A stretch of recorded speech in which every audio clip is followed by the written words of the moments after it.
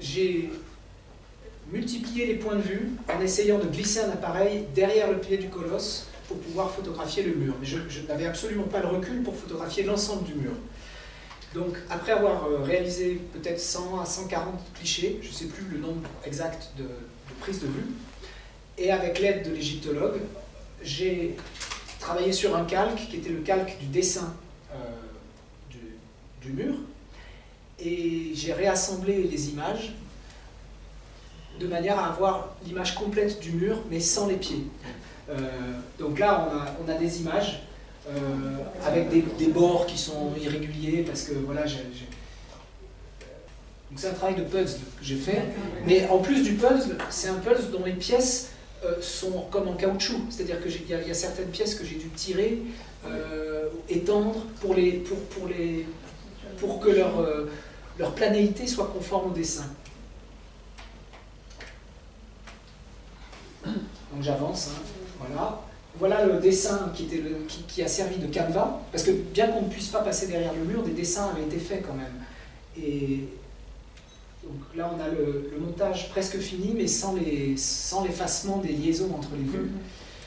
Et puis le fichier final, c'est celui-ci, qui est un fichier qui a l'apparence d'une photographie, mais qui est en fait constitué par plus de 140 clichés, et qui après leur a servi pour les publications scientifiques. Mais c'est une image qui n'est pas du tout possible à voir dans la réalité. Voilà.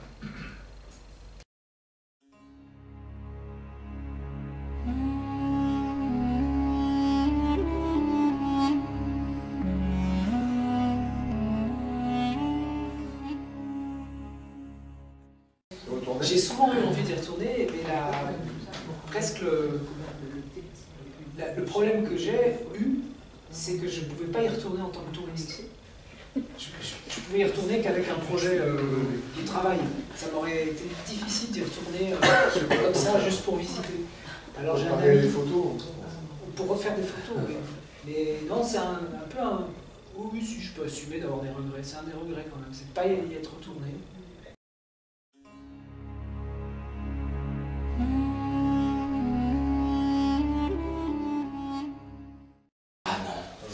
Pas capable. C'est quoi?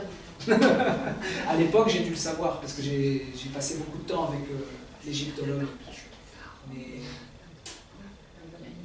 non, je peux. Après, on peut le trouver si on fait quelques recherches.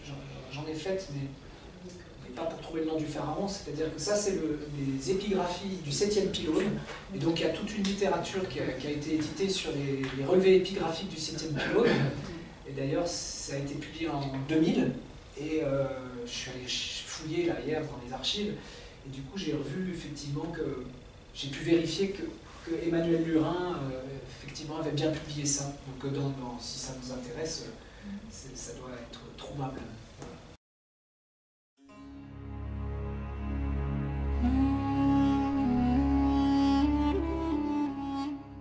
Petite considération technique. L'appareil de prise de vue pour les 10 premières reconductions, les première partie du diaporama, c'est un appareil très lourd avec un processus très lent de prise de vue. Et après, j'ai travaillé à la fois avec un Rolleiflex, donc un appareil biobjectif de format 6.6. C'est un appareil avec lequel j'aimais beaucoup travailler parce qu'en fait on accompagne la prise de vue, on l'a sur le ventre, on l'a contre soi, contre le corps, et on vise sur un verre dépoli qui est au-dessus de... Voilà, qui est au-dessus. Donc en fait il y a eu beaucoup de glose aussi sur le type d'image produite avec des appareils différents. L'appareil réflexe, là, celui qu'on connaît tous, c'est vraiment celui qui s'assimile le plus à du tir et à quelque chose qui est de l'ordre du rapt, on prend des images. Et moi j'aime pas trop ce type d'appareil, bien que j'en ai un pour des usages professionnels.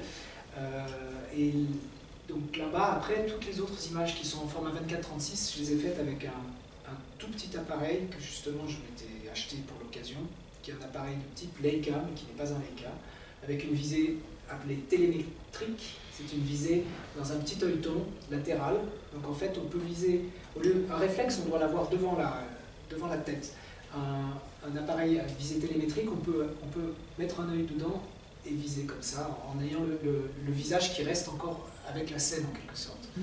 Et c'est un appareil très, très discret, donc ça m'a permis aussi de ne pas passer pour un photographe. Ça c'était bien.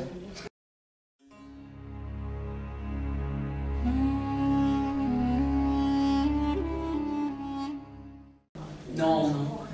J'ai d'ailleurs presque plus travaillé en noir et blanc depuis l'Égypte. Je travaille plus qu'en couleur.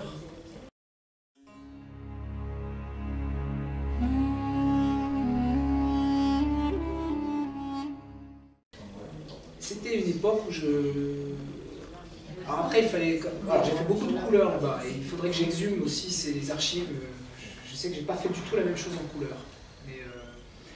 Mais c'est toujours c'est des questions intéressantes, parce qu'en fait, on se rend compte, par exemple, qu'à l'heure actuelle, à l'ère du numérique, les gens ne font plus de noir et blanc, alors qu'il y a des moyens très simples de faire du noir et blanc.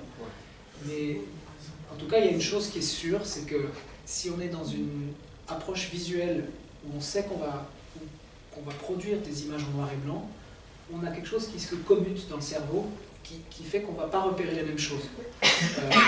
Je ne pense pas que ce soit, peut-être des gens extrêmement talentueux le font, hein, mais que ce soit possible conjointement de faire un travail en noir et blanc et en couleur. Ça me semble impossible. Il y a quelque chose d'inconscient qui se passe, et on repère en noir et blanc les choses, avec le pouvoir d'abstraction qu'il a.